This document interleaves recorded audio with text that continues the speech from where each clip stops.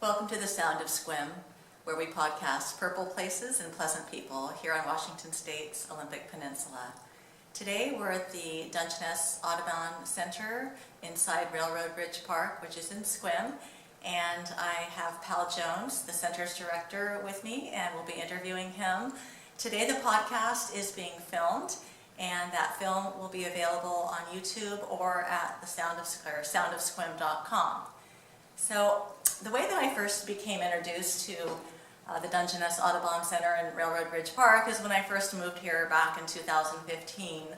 I was shopping at Sunny Farms' local grocery store and was inquiring as to where would be a nice place to take my dog Mickey for a walk. And the clerk had recommended that I head on over to Railroad Bridge Park, which is only about maybe a little under a mile away from Sunny Farms. And so I started walking along and heard this wonderful sound of rushing water and realized that I was approaching the Dungeness River. And then I saw Railroad Bridge and crossed the bridge, and only to discover this beautiful place. And I noticed the Dungeness Audubon Center and poked inside because it was closed at the time, and realized that there was just a plethora of classes and all kinds of educational opportunities, and just looked like a really cool place. And so a few years passed, and I happened to have the opportunity to hear Powell Jones speak at a professional venue, and learned that there was so much more to the Dungeness Audubon Center than I was even aware of.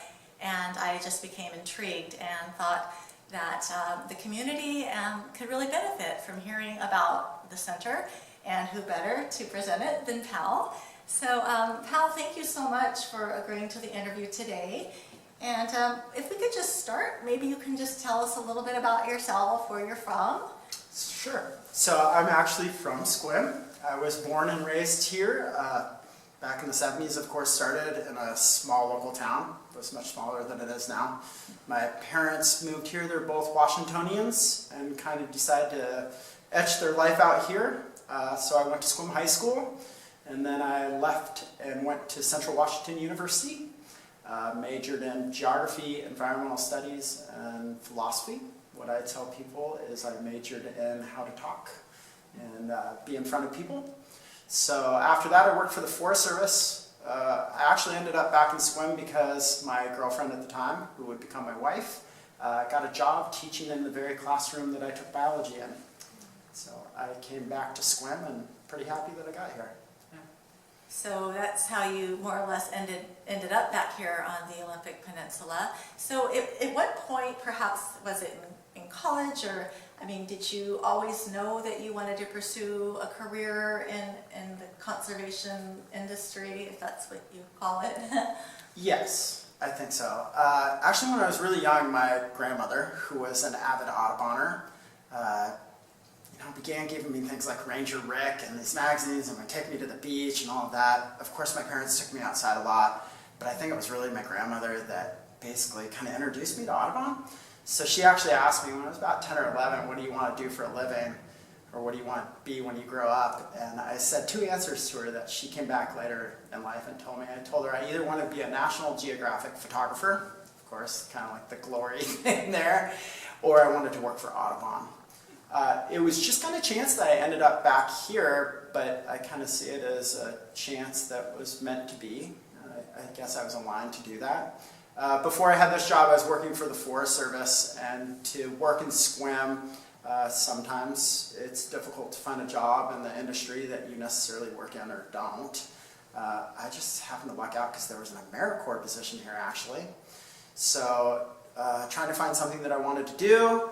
My wife was moving back here, or my girlfriend at the time, so I just decided to apply for this AmeriCorps. At the time, they actually asked me if I'd work in schools, and I said, schools are wonderful, but that's not my life plan. I really want to be working in the Forest Service, Park Service, Audubon, something like that. And so I got hired here.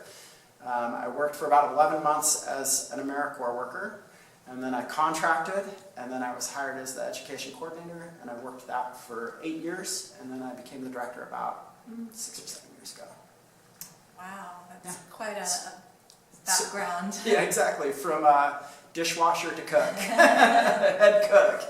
I did the whole thing, and I still do. You know, obviously, the job has changed, but being the director of a nonprofit like this, where it's so involved in the community, and obviously we have a park involved, my job is still the chief bottle washer and the cook and everything, and the owner to keep the place running. And who actually runs the Audubon Center? Great question. Many people that come into this place assume that it's a park that's run by city, county, state, federal, because that's what we're used to with parks. That's an assumption that I would have made. The land is actually owned by the Jamestown Sequim tribe. It went up for sale in the late 90s, and basically the tribe bought it and said, we want to open up this park in perpetuity to the public, but the public needs to be able to take care of it. So they need to take stewardship and ownership of this park and take care of it. We are going to open it to the public, and we're going to help take care of it, but it's also the public's. So this park is actually closer to private property. It's actually Jamestown Sequim Tribal Trust land right now, but it's really run off of the donations of people and the goodwill of people volunteering and helping take care of a place like this. What do you have a favorite thing that you like most about this park? I mean, there's so many different components to it. I can see. The park itself, I suppose my favorite thing would be is that I work on a river that I grew up on. So I come out here and I have memories not only of, you know, teaching kids in the park and exposing them to the outdoors and the wonders of nature, but I also walk out there on that bridge or out on that river, and I have these memories of being 11 years old, floating down on a tube on a river that I love. So, you know, we call the river the lifeblood of the Dungeness Valley for a reason. It really provides a lot for this community. And so if I was to pick one part, it would be the river. That being said, it's really cool that we have a park like this, not only because I work here, but it's cool that we have a park like this that's available to us 2 miles from town. So we say it's this little retreat that you don't have to drive very far from, but you're in a retreat. So you can leave from your job in the middle of Sequim and come for lunch and feel like you get away for a little bit. So the river would be my favorite part of the park. That being said, it's really hard to choose.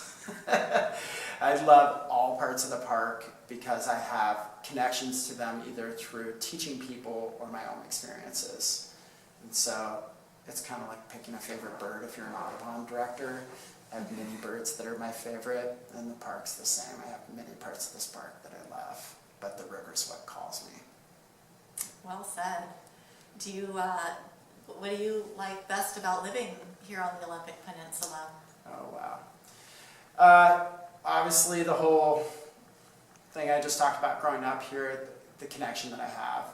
If I hadn't lived here before, you know, what I would say is my favorite is it's still a place that's not necessarily something that we have to restore, but something we have to preserve. It's a lot of places on the Olympic Peninsula are still pretty untouched and still very worth saving instead of restoring. And that's one thing I really love about that. I really love on the Olympic Peninsula how a lot of groups work together in partnership and want to make this place better. And so coming to an area where you feel like partnerships are a way of life instead of a necessity, it's just something we do. We partner with organizations and different community members and leaders to get things done. And I feel like other places that I've lived, although have been beautiful and wonderful places, I feel like the feeling of community here is very strong. And so as far as living on the Olympic Peninsula, I'd say that's the community part. It's about living out here and being part of that community, not just living in a community. And you'd mentioned a lot of the places around here. I mean, obviously this is a very special place, but do you have any other places just within the immediate vicinity that you like to go? Yes. So I obviously run a volunteer organization. I also feel like as part of being a community member that you need to volunteer on other things that you love that are not your job. So me volunteering for the Dungeness River Audubon Center that's my job. It's not really volunteering. So in my spare time, which I have a little bit. I actually am on the Trail Advisory Committee of Miller Peninsula State Park, which is about a 3,500 acre park east of Sequim, sitting out next to Sequim Bay, and Discovery Bay surrounds it. And so I spend a lot of time at Miller Peninsula State Park, either riding my bike, maintaining trails, or building new trails, with permission, of course, from the landowners. But that's definitely a place in my heart that I love almost as much as this park, just in a different capacity of my life. So you do a lot of bike riding. Sounds like that might be one of your hobbies. I do a lot of bike riding. So outside of birding, I am a biker. And so obviously one part about this park that I love is watching all of the people use the Olympic Discovery Trail. My love as far as biking is mountain biking. And so I ride, race, my family races. I go and do events kind of everywhere. But what really brought me to the volunteering at Miller Peninsula is I actually looked at me logging miles, and I hit about over 8,000 miles ridden out there. And I started thinking about what I need to give back to that park because of what I'm taking. Just the escape, the meditation that park gives me, that I give back to it because of that. Mountain biking in general, I do that because I have to let go of everything. So even though this is a wonderful job, there's obviously stresses that come with any job. Mountain biking is one of those things that if I think about my job when I'm mountain biking, I put my face into the ground or something like that. And so it's one of those meditative activities that I can just, it's not that I can let go of everything, it's that I have to. Otherwise I mess up. And so I absolutely love biking. People have called me a monomaniac about it, that I do every part of it, from trail building to advocacy to teaching kids to ride bikes. That is really what I do outside of this job. Yeah. Wow, so you do a lot of teaching with regard to just, you seem like you really embodied your whole experience as a result of what you do on the work side of things, and then as you give back to the community. But the teaching part, what are some of your favorite things to teach kids about when you're taking them out, like on field trips and such, or nature hikes? In a very broad sense, my very favorite thing to teach both kids and adults. So we do all ages, from 4 years old to 102 years old, for sure. My favorite thing to teach them about is where they live. I really want to give people an appreciation of where they live, so when they go out and they're wondering about what bird is that, what animal is that, what tree is that, I feel like when you teach people about something, it gives them appreciation for that thing. Something that you'll often hear me say in a lesson is my job is not to make people like a particular bird or a particular animal. It's to help them appreciate those animals or those birds, and by appreciating that animal or bird, they learn to take care of it. Doesn't mean you have to like it, but it does mean that they have to have some kind of exposure to that animal that gives them a sense of this thing belongs here. So my favorite kind of message to teach about is, hey, there are these animals out here. We may not like a couple of these.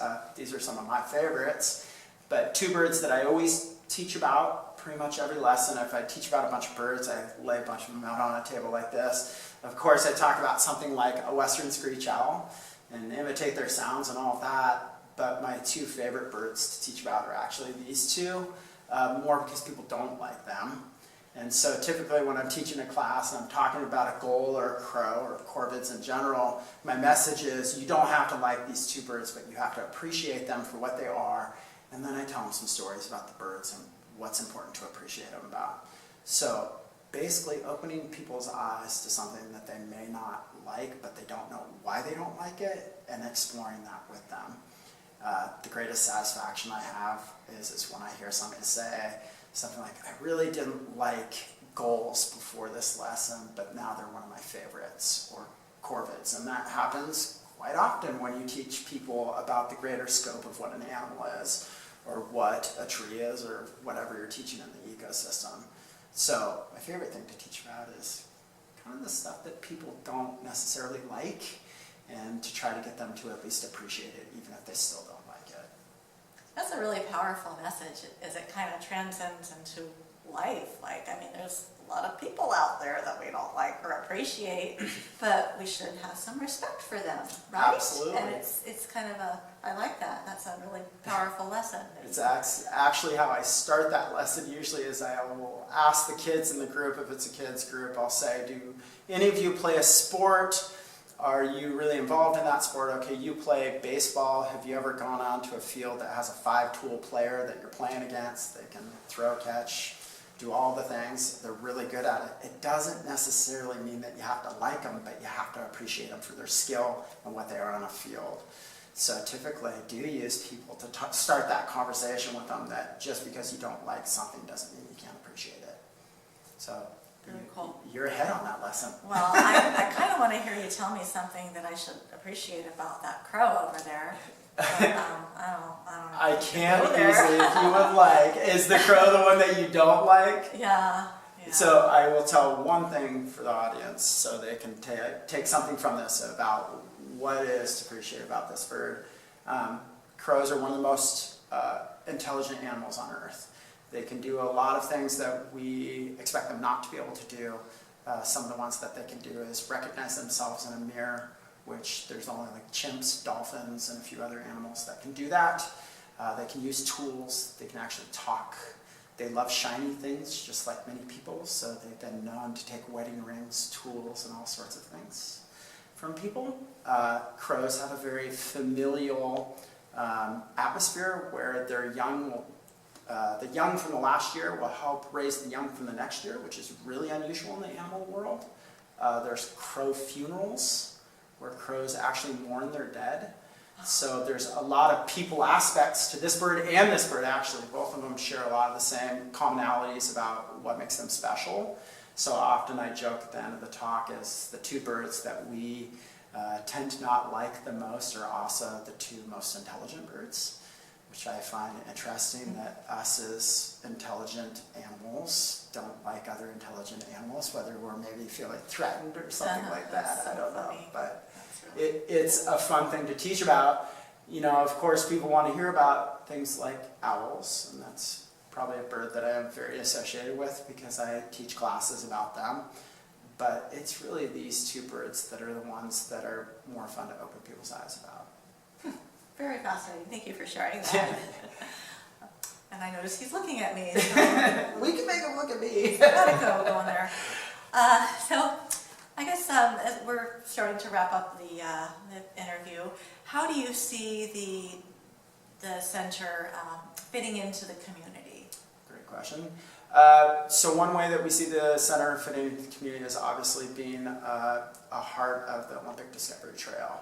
So being a place where people leap off, but we also obviously have big plans for our future. If people aren't aware, we are going to expand this building. We're going to kind of reconfigure the park a little bit, parking.